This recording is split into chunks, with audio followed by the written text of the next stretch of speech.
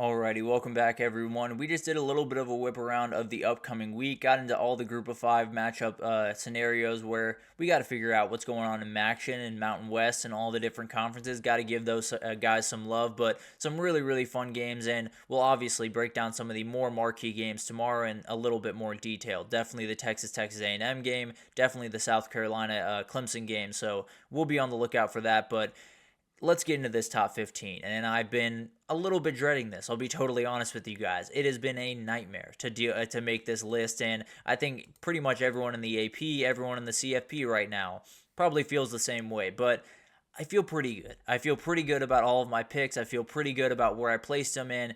I knocked out a lot of teams this week, and I knocked them out frankly because if you're going to have 3 losses this late in the season and you're not playing good football right now, I don't want you in my top 15. Plain and simple. I'm not going to play the game of, the strength of schedule is that much. No. Win football games. That is the most important thing in 2024. I am not going to take anything away from a team that just goes out there and wins football games. So let's go into this, and we'll start with Tulane. I'm going to keep doing this. Boise State, especially with Ashton Genty really hampered, is just not the same team. I don't think they're nearly, I don't want to say nearly. I do think Tulane would beat them on a neutral field. I worry that Boise State could possibly drop that game to UNLV in that championship rematch possibly, and then the opening would be there for Tulane. So in my mind, no one in the group of 5 is playing better football than Tulane. I'm just going to lean that direction. I understand that if Boise State does win out, they are almost definitely in, and I'd be more than fine to argue that they should be in. But at the end of the day, I am going to put the team that I think is just better here, and that is Tulane. If I had it my way, Tulane would be a lot higher in the rankings and would be at least in line to possibly jump Boise State, even if Boise State didn't lose out. But at the end of the day, I fully understand the resumes are not quite comparable if Boise State were to win out. South Carolina at 4. This is the team that I made the little bit of an exception for because they do have 3 losses on the schedule. I talked about it earlier in the show. They are one call that was a terrible call away from being in Atlanta. At the end of the day, they would be a 10-2 team heading to Atlanta for an SEC title if that one LSU call went the other direction. So not saying that they are a 10-2 team, not saying like we should treat them as a 10-2 team, but I do think they should be the top 3 loss team considered. I know they lost to Alabama. I fully understand that. I just don't really care. I don't think I think we're at a point in the season where head-to-head cannot be the end-all be-all. We can't just say, well, Alabama beat South Carolina and they have the same number of losses, so Alabama's in front of them, because South Carolina's been playing infinitely better football in the back half of the season than Alabama has played, and they lost that game in Alabama by a missed field goal. So I'm not going to dock them that much. I do think South Carolina should be in this mix before Alabama as far as I'm concerned, and I don't think they will be. I think they should be. So I really do like what South Carolina is doing, and given all the carnage, there is a path for this team to get in, as crazy as that sounds. Iowa State's Cyclones are in a very interesting spot. They clawed their way back into the conversation this past couple of weeks, and it was not pretty, but they were able to get the win over Utah, and they're one win away from the trip to Arlington. Problem is you got a really tough team in Kansas State coming into your building, so it's going to be interesting to watch that unfold, and it could be one of those things where Iowa State's been one of those teams that just hasn't been all that clean all year. It feels like there's going to be a game where it all clicks. I still think this is a team that has the most dangerous wide receivers on the outside. I still think this is a team that has probably the quarterback that can get them all the way. I think this is a very, very good football team, and I think there's still that game that when it all really clicks together, maybe it's the Big 12 championship. Who knows? Clemson at 12. This is a team that really benefited from all the chaos from this past weekend in the SEC because they're in a position where maybe they even get in that large bid not getting into the ACC championship. But obviously, we talked about that. Would take a lot of different things to happen. But if they were to beat South Carolina and one of the SEC or Big Ten or Notre Dame were to fall out, they would definitely be in that mix, and they're playing really good football. Haven't necessarily played that elite opponent, and definitely a worry of mine as we get deeper into the season for Clemson, but at the end of the day, playing really good football, a huge one against South Carolina this weekend, and whoever comes out on top is just going to be hoping that someone in the field just falls just a little bit. Arizona State at 11. I've been so impressed with what Arizona State has done really the last 2 years, but especially this year. It's been incredibly fun to watch. They play really, really hard on defense. They have one of the best running backs in the entire country in Cam Scadaboo. The quarterback, Sam Levitt, is an absolute gamer. He can make every play that you need him to make.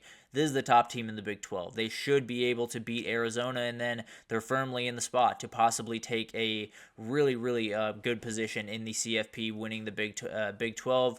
Maybe even jumping that group of 5 team as I have them right now. And then Miami at 10. This team remains to be the one that I feel like I have the best beat on in the country. I feel like I know what this Miami team is. If they're going to win an ACC championship, if they're going to win a national title, it's just Cam Ward going nuclear. I think this defense is coming a long way. I think they've fixed a lot of things. You're this deep into the season, and there were a lot of different things that happened even in that Wake Forest game, that were not all that inspiring. It's not going to get all that better. If you're going to win, you're going to beat a team 50-45, and that's just going to be the way that it is. Now, if the defense can elevate, you can make a little bit of a run here, but at the end of the day, you're pretty good. If you can win this weekend, you're pretty firmly in the field for the CFP, so you're in good shape, no doubt about that. But at the end of the day, definitely some worries with that team that I think can get exposed once they play those elite teams in the country. SMU at 9. This is a team that just kind of went about their business this weekend. When they needed one win to get an ACC bid, they were able to get it, and absolutely huge for them. I think the game in Cal just came a little bit more important because I do think the ACC can get 2 teams in. If they were able to go win that game against Cal, I think they're almost guaranteed a spot. Now, it'll be interesting to see where they slot in because I do think they would travel for a game, but I think they'd be a tough matchup for a lot of these teams. A very explosive offense, a very tenacious, tough defense. It would be a very fun matchup for whoever gets to face them, but obviously they want to avoid that and get that bye week. Then you do have Indiana. They dropped, but not as far as they could have. Obviously, a lot of the chaos helped them out just a little bit. They probably would have been in the 11-12 category if everything went out totally normal. But with the craziness, they got saved just a little bit. And with a win over Purdue, they are absolutely in the CFP. I don't think there's any question. I don't think they'll be hosting a game pretty much no matter what. Maybe if they get to the Big Ten championship in the craziest of scenarios, they could host a game. But outside of that, I would expect them to be traveling for their first round game. For Tennessee, this is a team that I think could win the national title. I think they could lose to Vanderbilt this weekend and miss the entire thing altogether. They are a very, very weird team. They're not going to make the SEC title, but if they were to beat Vandy, they'd be firmly in the CFP in my eyes. And I think it's one of those things where they can start hitting that deep ball, things get interesting in a hurry. If they can start getting that ball a little bit more consistent and hit those 4-5 shots every game, this team can absolutely win a national title. It's taken them quite a while to get there, but maybe there's that last gear that they can hit down the stretch.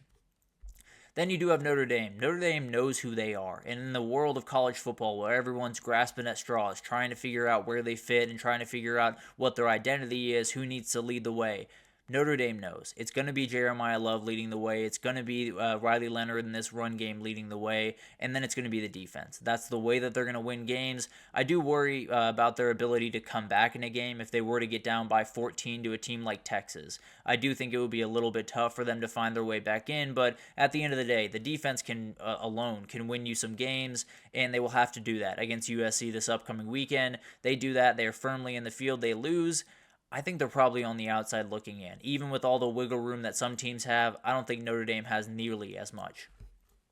Georgia here at 5, a team that has been a little bit weird. They had a very bad defensive performance this past weekend, and to me, it just looked like a lackadaisical team. It looked like a team that was playing UMass and knew that they were. So it's one of those things that I'm not going to put too much into, but definitely something to watch. And now you got to get ready for a Georgia Tech game that if you win it, I think you're firmly in the CFP field, and you're obviously going to Atlanta. You're already going to Atlanta. So if you win that game, I think you're firmly in regardless win or loss. If you were to lose to Georgia Tech, I think you would be out with a loss. So a huge game this weekend just to make sure that they are insured into the CFP, but definitely going to be interesting to watch this one unfold. And Georgia right now, I think they might be one of my favorites to win the national title. Penn State at 4. I've been really impressed with Penn State in tight spots this year. The Ohio State moment was not quite as good, but you look at a couple of different games they played. This one this past weekend against Minnesota, Wisconsin earlier in the year. There were some really tough spots. There were some really spots where they could have gone down, where a lot of these other teams have fallen to inferior opponents. There were a number of chances for Penn State to do that, and they just never did. And they're in a really good position where they win Saturday, they're likely hosting a game in Happy Valley, and you can do the thing that you've all been waiting for and win a playoff game for the first time ever. It would be incredible to watch, and James Franklin would definitely very much appreciate it.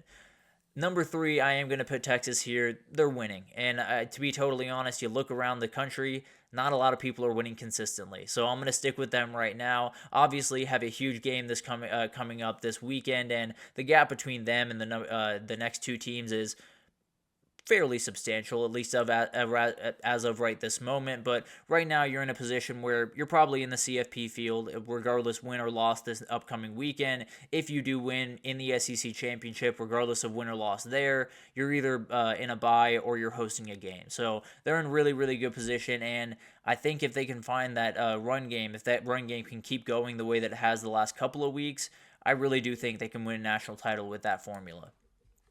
Ohio State, they've been the most consistent team on the year to me. They've played really, really efficient football. Will Howard has continued to elevate his game throughout this year, and it's going to be a defense that is just going to be suffocating. It's an absolute nightmare to deal with, and a team that is about as good as we expected them to be, about as good as that $20 million showed that they would be. But they do have the game this weekend, and then a chance to avenge their only loss in Indianapolis and get that number 1 seed in the CFP. So everything's still on the table for this team, and right now, I think you'd be hard-pressed to find a team playing better football than Ohio State. And then you have the team that they lost to. Oregon was on a break this past weekend, which is kind of weird having to bye this late in the year, but it's the new world we live in. It's going to be interesting. They play at Washington this upcoming, or no, I believe Washington comes to them this upcoming weekend, so it's going to be interesting to watch that one unfold. They're obviously going to be after revenge in that one, and I tend to believe that they're going to get it. Then you do get a possible rematch with Ohio State. Would be incredible to watch, and definitely the team that, as long as they stay healthy, they're going to be firmly in the mix for a national title all the way to the very end. But an incredible week. So many different things that happened all over the place, and one of those weeks where I feel like it's going to totally shape what we see. What we see tonight is going to be one of the more interesting CFP releases that I've been a part of throughout this entire time. So going to be really interesting to watch all of this unfold, especially tonight, and we'll be back with the reaction of that. We'll get to the Texas A&M game. We'll get to South Carolina Clemson. We'll get to Notre Dame USC and Miami Syracuse and Kansas State Iowa State and all the other games tomorrow. We will finish out the week. No shows on Thursday or Friday, so we'll finish out the week, give you all the picks, give you all the breakdowns, and then we will be back on Monday to break down just the craziness that I'm sure rivalry weekend was. But that'll do it for this edition of the GSMC College Football Podcast, brought to you by the GSMC Sports Network. Your support means a lot to us, so please remember to subscribe to the show, leave a positive review. It does make a huge difference. Also, follow us on Facebook, Twitter, TikTok, Instagram, all the social pages for all the content and updates you could possibly need. We have great people doing great work across every single sport you could want. So anything in the world of sports you need, come on over to GSMC and we have you totally covered. But thank you once again for listening, and I will be back tomorrow to break down just all of the games as we get into rivalry weekend.